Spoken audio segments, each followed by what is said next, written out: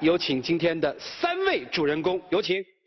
男主人公张宇全，30岁，来自山东，保安，收入3万。女主人公周宇，24岁，江苏酒店服务员，收入2万。何琴，42岁，来自河南，保险业务员，收入3万。来，有请3位。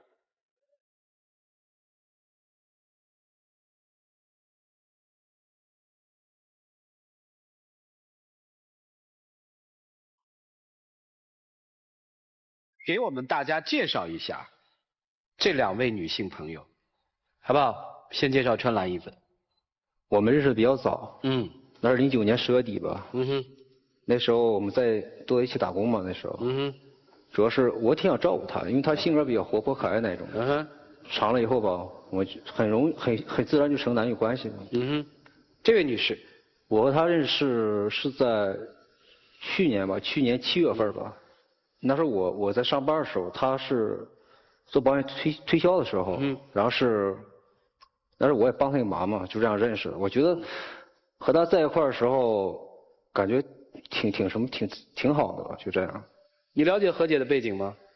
我知道。什么背景啊？离过婚。这是何姐的离婚证，中华人民共和国民政部颁的，离婚日期是1993年5月21号，有一个女儿。这个情况你知道吧？我知道，我不在这些。大家记住年龄关系：24岁的小雨，42岁的何姐，30岁的张小泉。如果你可以主导局势，让你做一个选择，这2位女人发自内心的，你更爱谁？我想就是有家吧，然后就是比较生活。我选的话，我会选择何姐，我觉得她比较有家的感觉。如果你选择，你会选择何姐，对不对？对。何姐，麻烦请站到她的身边好吗？小张，你告诉我，你为什么选择何姐？小雨比较任性，很容易发脾气，她花钱太厉害，所以说我真受不了她这种。你受不了？你有病啊你！你现在你说你选择她，凭什么呀？你选择一个这么个老女人啊？你能不能不说话？她离过婚，她还有一个孩子。你有没有考虑这些问题啊？你家里人会同意吗？姑娘，这样哈，小雨，咱们这样哈，我们不能无视于何姐的存在，对不对？我们还没有听到何姐的意见。喜欢过她吗？觉得她这个人心肠挺好的，人挺踏实的。觉得在交往过程中嘛，觉得就喜欢上她。您用了一个交往，我怎么理解这个交往？是男女朋友的交往，还是保险业务员和客户之间的交往，还是姐姐和弟弟之间的交往？到底是哪一种？你不觉得你不要脸吗？别说话行吗？说完行没？因为我去那个写字楼吧，就不让那个外边人随便进去。当时吧，他在那做保安，就不让我进。话我就说那个咱都是外地人，不容易哈。让我进去的话，就是我肯定不会影响这写字楼的正常工作的。他心肠挺好的，放我进去了。后来我去了几次吧，就在那个写字楼真的做成了几件保单，就这样我们就熟悉了。后来就留了电话，后来就联系。他就经常把他生活中遇到了事儿，还有那个心情不好的时候，还有他还老发信息告诉我，就是和他女朋友经常吵架了什么，都经常告诉我。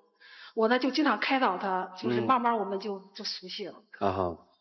后来时间久了，我就发现他在追求我。您接受了他的追求吗？我离婚这么多年嘛，我一个人一直在北京。当他追求我的时候，我也就接受了。小张，你了解大姐的所有情况吗？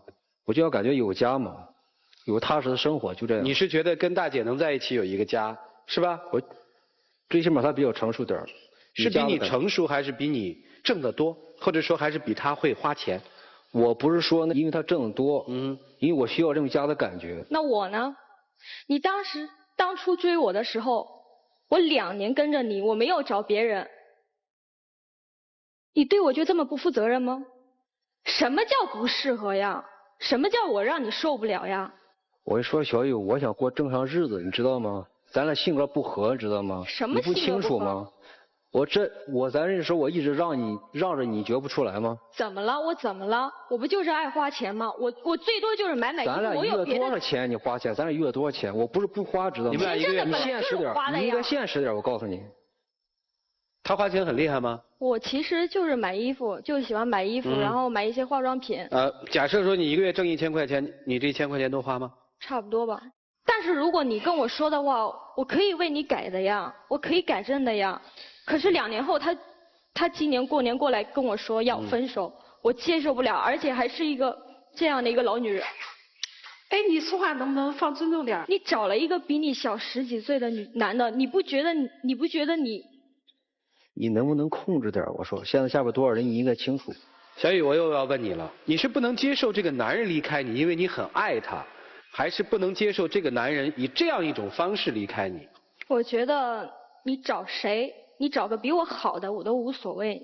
关键是你找了他，他比我大，比你也大，而且他是离过婚的，他有孩子。我不介意。我接受不了啊，因为我从来没被人家甩过。我跟你说，咱俩分了，介不介意是你的事儿。如果你今天你选择跟我分手，我可以去死，你相信吗？我死给你看，你相信吗？咱们说你父母养你大容易吗？你随便就死吗？小泉，我觉得你自己想一下，你仔细想一下。小泉，你能不能少说2句？你们2个都不要脸。姑娘，先别说哈，何女士，我想听听你的意见和态度。今天你来的目的是什么？后来我冷静地考虑一下，觉得我们2个人在好多方面并不太合适。他父母也肯定不会同意他找一个比他大10几岁的，然后还离过婚的。再一个吧，他才30岁，肯定还要个孩子。你好，我是丽丽，我是一名减肥顾问。这个朋友里，上海的女儿生完孩子体重达到140斤，通过我们提供的方法，在不运动、不节食的情况下，瘦了35斤。这个是玲玲，也已经成功减肥，1个月瘦了20斤。如果想减肥的朋友，可以加我 QQ 9048759。再重复一遍，我的 QQ 是9048759。还要个孩子，对我来说吧，如果再有孩子的话，我们现在生活都不太稳定，如果再要个孩子的话，经济压力比较大，所以说我考虑还是想让他找一个适合他的。换人就是跟他分手是吗？对，虽然我很珍惜咱俩这一段感情。没必要这样犹豫，虽然当着那么多观众，我觉得你有什么就说可以。你听见了没啊？人家根本就不要你。没说绝对，知道吗？我还能努力，怎么着？别置气啊，年轻人。这样吧，肥姐，你先到那儿坐一会儿好不好？我们一组矛盾一组矛盾解决。您先去坐一会儿，谢谢。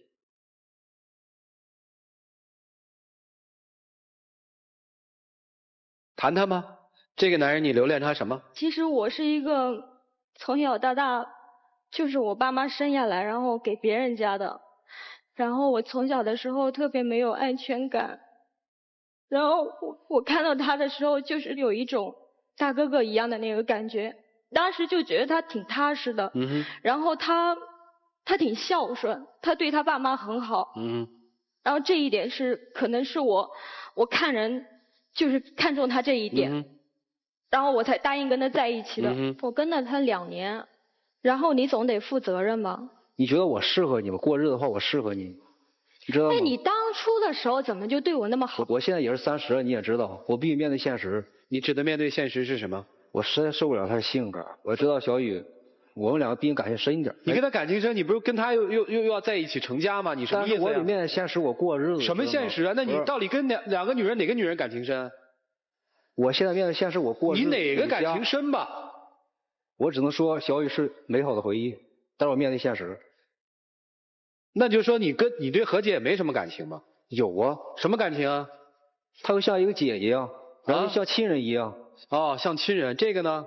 就像小公主一样，受不了。我不服气。小雨，你父母知道这件事吗？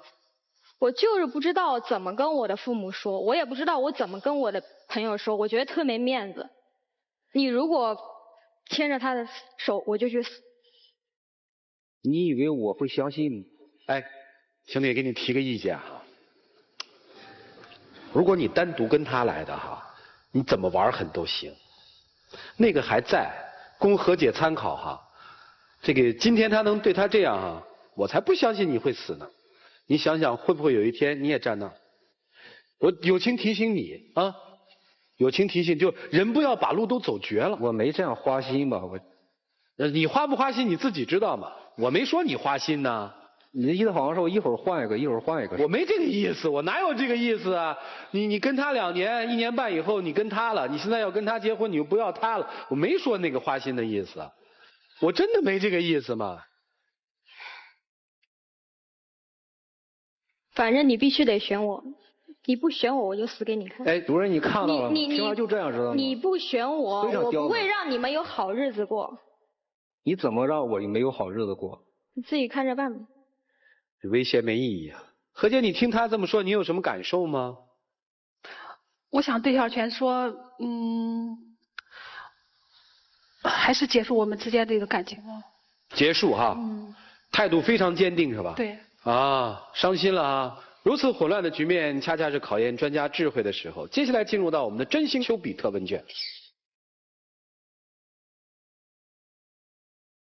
亲爱的于老师，3个人看起来很纠结，所以我们一一来捋一下吧。小泉，你母亲跟你的关系怎么样？你能说一下吗？我母亲对我比较严厉。比较严厉。对。她的脾气呢？急脾气。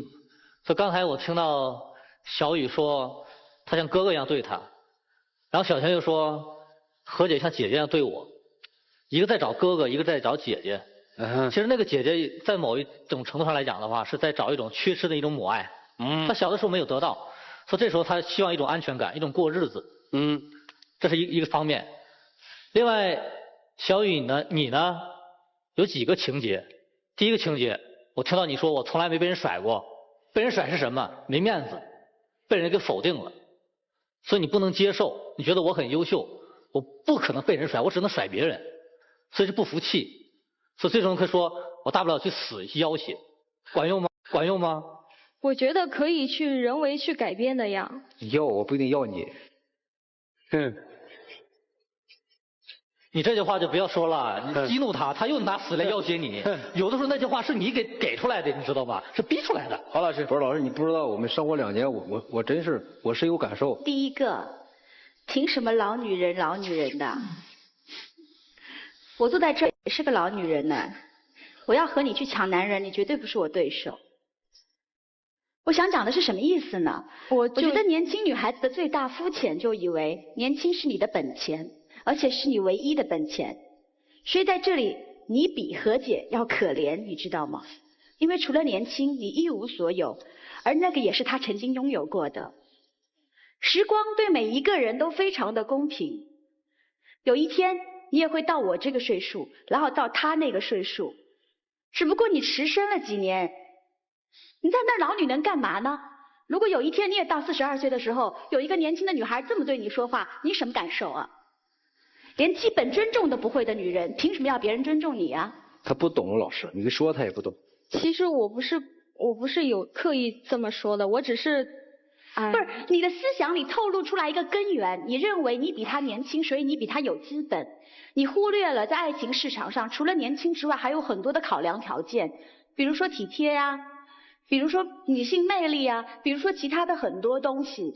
所以明显在这2方的比较下，24输给了42，这是你必须认可的事实，你没有他有魅力。第二个，愿赌服输嘛，你还年轻嘛，对吧？如果你真认为你有资本的话，你比他更有机会再重新来过。结果你却要去死，人家很镇定从容的坐在那里说我可以放弃，你就输了第2波了。不是老师，我知道他姓了，他真敢。你别在这废话，等会儿再说你。第二，你说一个负责任，你说这男人，我跟你在一起2年了，你凭啥对我不负责任呢？那我想问一下，你对你自己负责任吗？我对我自己负责任啊。哎，负责任，你妈生你这么大，一个男人不要你，你就死了，你对你妈对得起吗？你对你妈有责任吗？你应该回答我。你长得这么美，啥事儿都挺好的。我老说实话，没准这底下已经有男生开始仰慕你了。你就一个这样的人不要你了，你死了，你对自己负责任吗？如果你为你自己都无法负责任，其他的人他又凭什么要对你负责任呢？所以你想要做的是，第一个，清楚的站在那里，看清自己哪里有长项，哪里有弱点，你起码死要死个明白，对吧？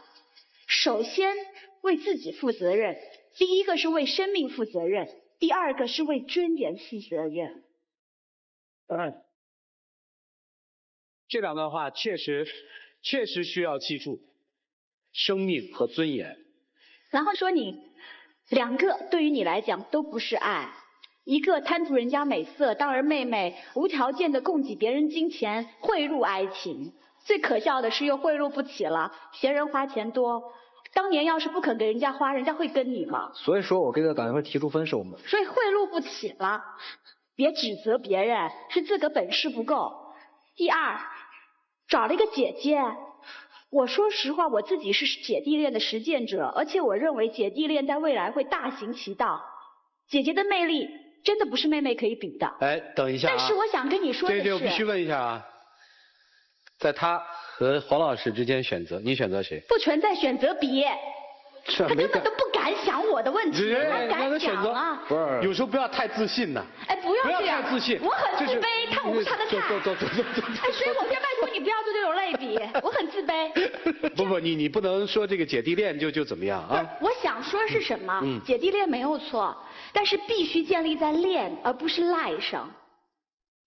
如果你真的恋上他了，你给了这个女性尊严，我相信没有姐姐真的会去拒绝一个弟弟的爱。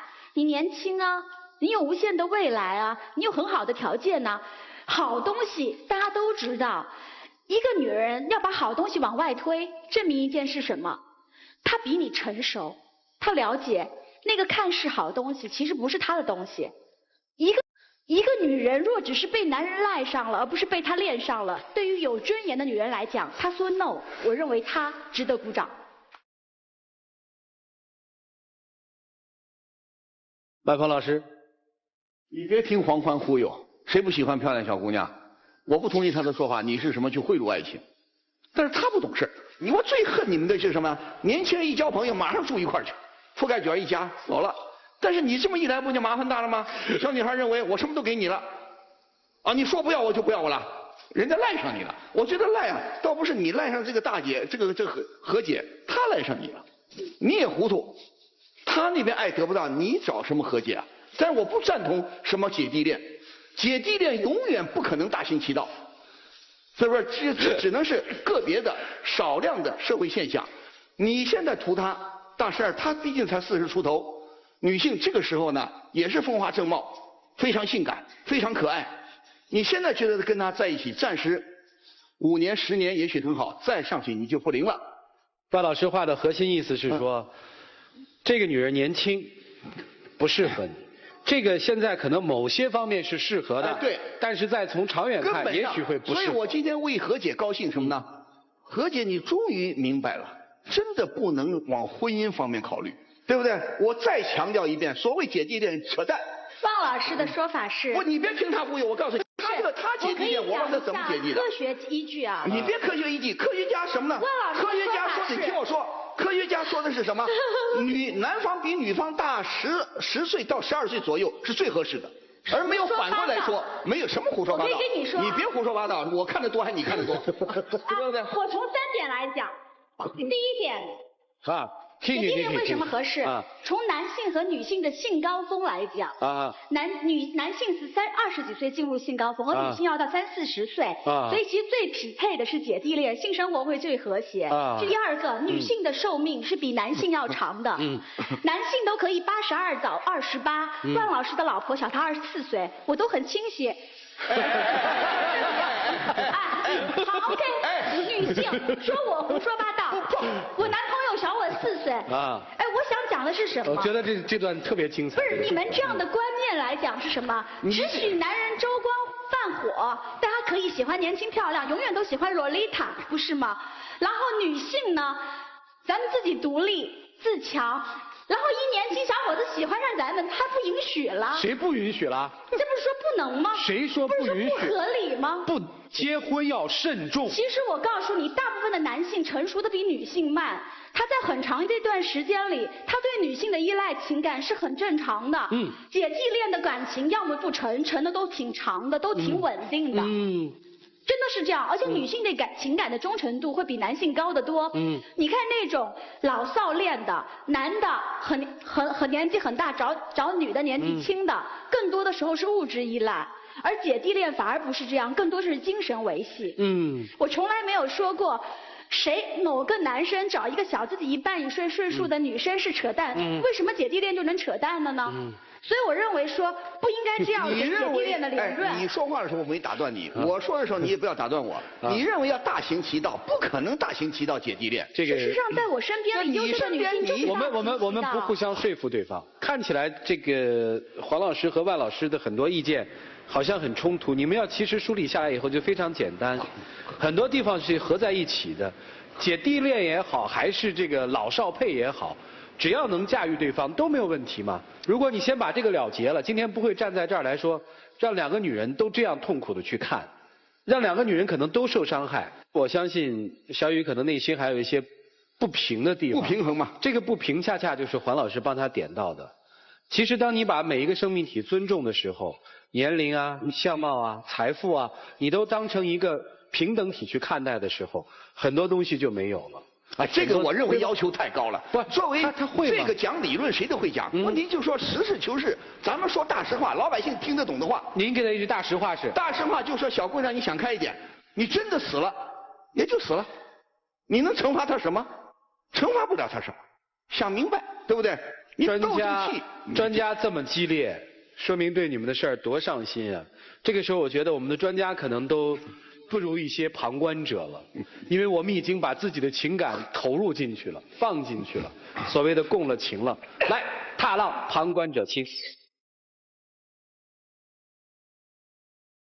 我是小雨的朋友，张小泉在追小雨的时候是非常的用心，而且是各种追，就是死乞白赖的非要跟小雨好，把我们周围一干人全部都是打发好了，要跟小雨在一起。你现在说不在一起就不在一起了，就不要了。其实你是说小雨就是花钱多呀，说小雨这儿那，这只能反映出来说你没有能力去满足他之类的。这从另外一个角度说，这是你低能，并不是说你冠冕堂皇的来一句我们不合适就搪塞小雨了。这个一个低能的男人，你们家姑娘还要他吗？对，我就觉得非常不值得。这种低能劈腿男哈，咱不要也罢。啊，低能劈腿男哈，你都给定性了哈。这我倒太严重了。家里人这何姐的情况你都了解吗？我父母知道以后。他挺不愿意的，就为这事儿，父母跟我闹僵了。你父母还跟你闹僵了？对，现在就不接我电话。这个小雨不是说你是一个特孝顺的孩子吗？但是在婚姻方面，我希望自己做主。我只跟父母说一下。就是你认定和解了是吧？对。那今天要和解走了，你怎么办？时间还有。时间还有。特别自信哈。今天必须得选择我。我要是不选呢？你死是不是？不会让你们好过的。小雨，你是准备让他选择你以后由你来提出分手是吧？对啊，我一定要我甩他。那怎么证明他没有资格甩我。那怎么证明你甩了他呢？他越人多的时候嘛，人来玩的比较狠啊，我就怕玩的比较狠。行吧，那我今天说一下，我当着全国的观众，我说一下，我当着我的朋友跟我的亲人，今天是我甩了你张小泉，可因为你没有资格甩我甩你，你这样的男人我不要也罢。说好了哈，走啊！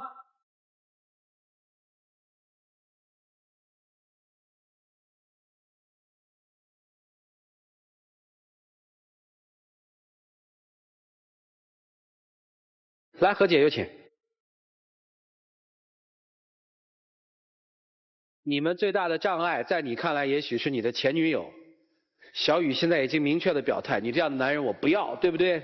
剩下的就是你们俩之间的问题了。来，黄金表白吧。何姐，我觉得你再考虑一下。你这样拒绝我，主要是我可能不会甘心，我可能会继续。我就这么一句话，你回答吧。我非常珍惜我们俩之间这段感情。真的，我考虑再三，还是比较现实一点，我们还是结束吧。我希望你找一个适合你的幸福的生活。好，其实很多事情只要把次序摆对了，问题就很容易解决。你们会怎样选择，那是你们自己的事情。所以感情有一个规则，大概是不能被所有人来突破的。这个规则就是专一性原则。只要没有解决好前一段的问题，第二段就不能够开始。解决好了，想怎么恋爱是自己的问题。来，两位请回到原点，请回。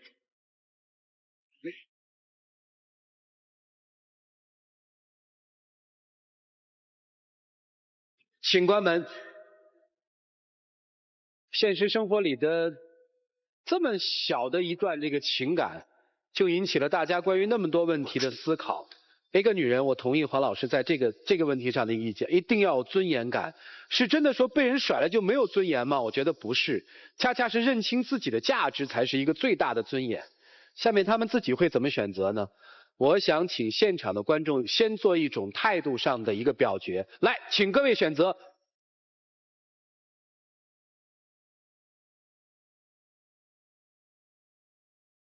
大多数的人还是觉得他们应该分手。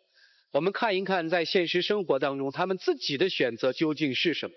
来，我们一起来数5个数，5、4、3、2、1，请开门。